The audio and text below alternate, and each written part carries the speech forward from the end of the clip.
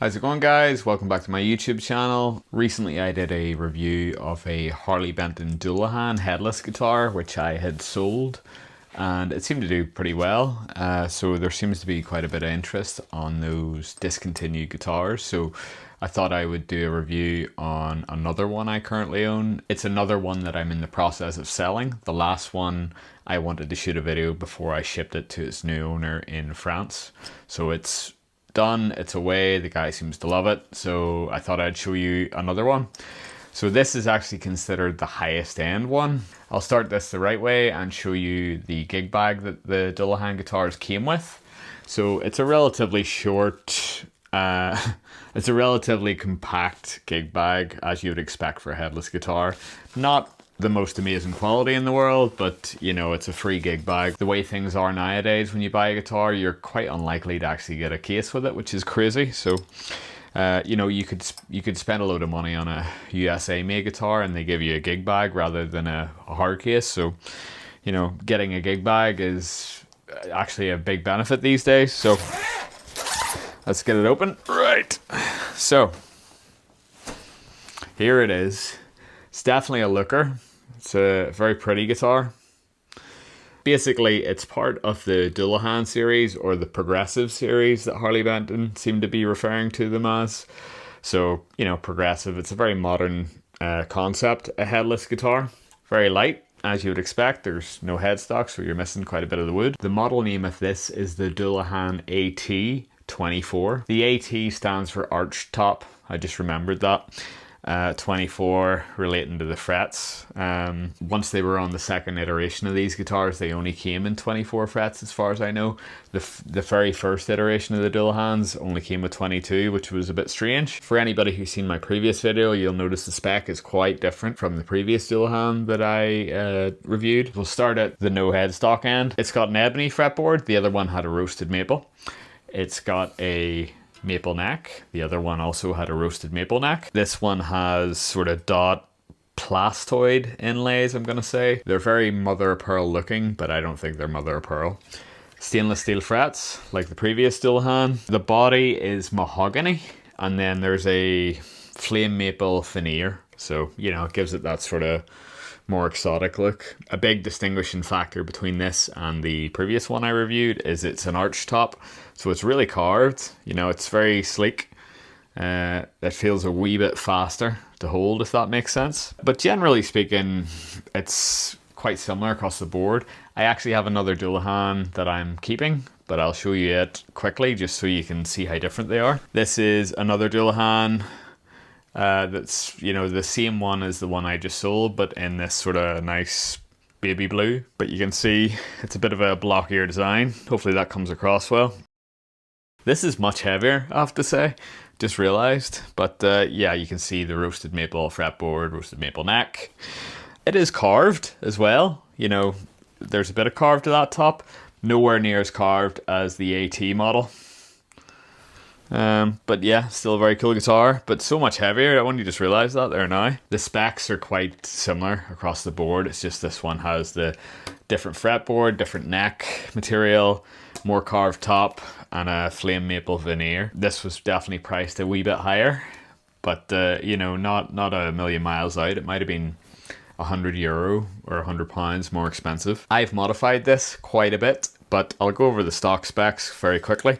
So they use these Apollo bridges, the same as the previous one I just showed you.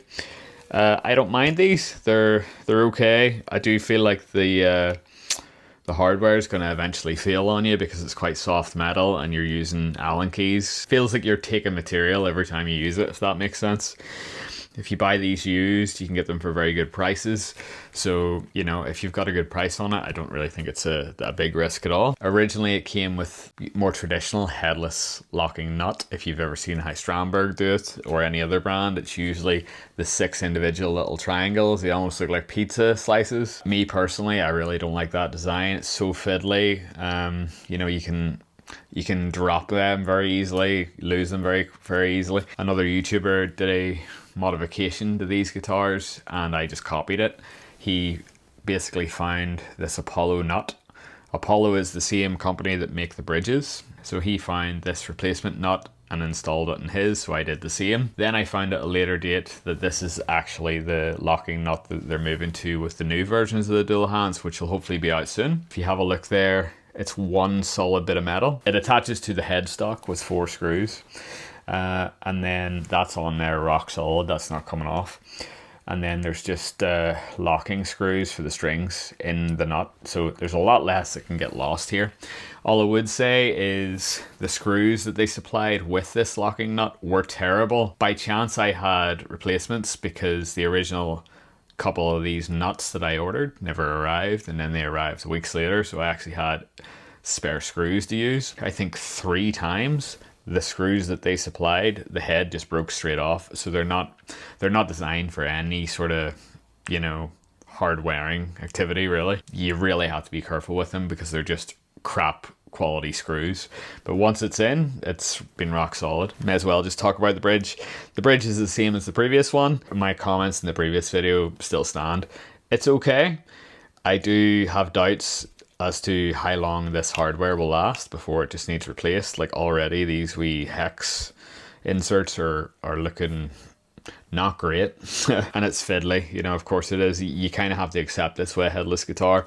You have to use 3 Allen keys, 1 to lock the string in place, 1 to intonate the string, 1 for string height, and then, well, 4 if you really want to go into it much further to unlock the nut. So there's a lot of maintenance involved with these guitars, but what you get back from it is, you know, super portable, you know, very light. They don't get in the way of anything, so really good practice guitar. I could be staying at my dad's house and I want to bring a guitar with me. This is the perfect one to bring with me. One difference between the previous Dullahan is this guy has a barrel jack on it, a lot more modern. It's a lot tidier as well, so it's an interesting design change they made. Bolt-on neck. There's really not too much more to talk about. One thing I will mention is I've modified this quite a bit. So I already mentioned about the locking nut being changed to what I consider a higher quality one, not without its quirks, as mentioned. The stock pickups in these guitars are actually fantastic. I really didn't need to change these. I got really great deals on these Dullahans with the idea that I wanted to modify them and, you know, put higher end pickups and stuff in them. So with that, I was trying out the EMG retroactive pickups because I'd never used them before. Previous one I think had Hot 77s or something, Hot 70s. You know, it was like the original retroactive humbucker they brought out.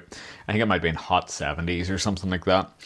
This guy has the Fat 55s, which are probably my favorite out of the set. Great sounding pickups, a lot of dynamic warmth and things like that there. You know, a lot of the characteristics that people complain about EMGs not having, these pickups have. So they're kind of like a hotter PAF sounding pickup, which is my personal favorite. With those pickups being installed, it also meant all the wiring was swapped out for the solderless design, which made things a little complicated. So when I was modifying the previous Dullahan, I had to change the pickup selector to the EMG solderless switch, and it was fine. It worked out okay.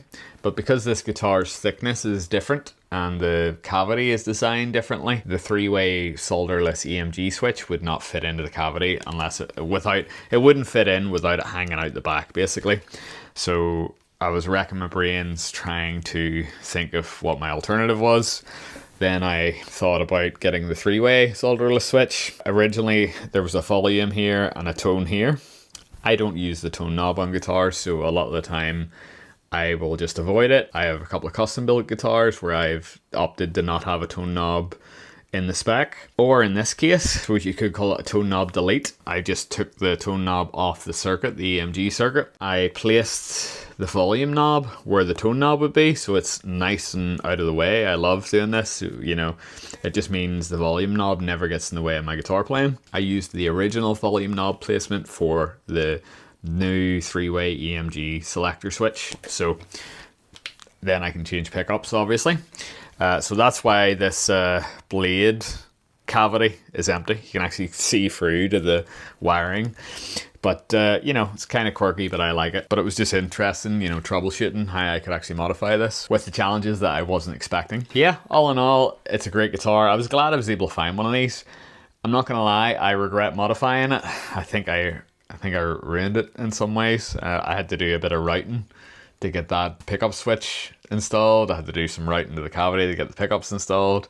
You can't adjust them up and down because I'm just not that great at routing. What I would say is if I found another one of these in the used market, I would buy it and keep it completely stock because it was actually a very good guitar, but you know, you live and learn. But yeah, if you're interested in these, the unfortunate thing is they're hard to find because they were discontinued a couple of years ago.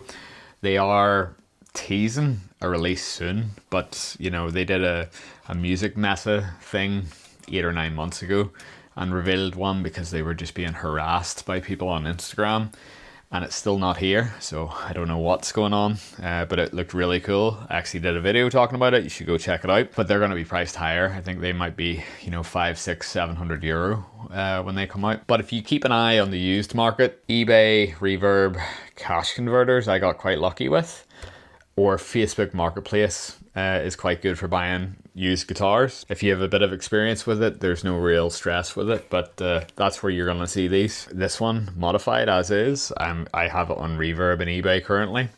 It's priced high because, you know, I don't really want to get rid of it, but if someone wants to buy it, happy days. Let me know what you think about this one. Do you prefer it over the previous one I showed? Do you have one? Do you like headless guitars? Let me know what you think, and I'll talk to you in the next one. Any comments, any questions, let me know, and I try to reply to most of them. But thank you for watching. I'll see you in the next one.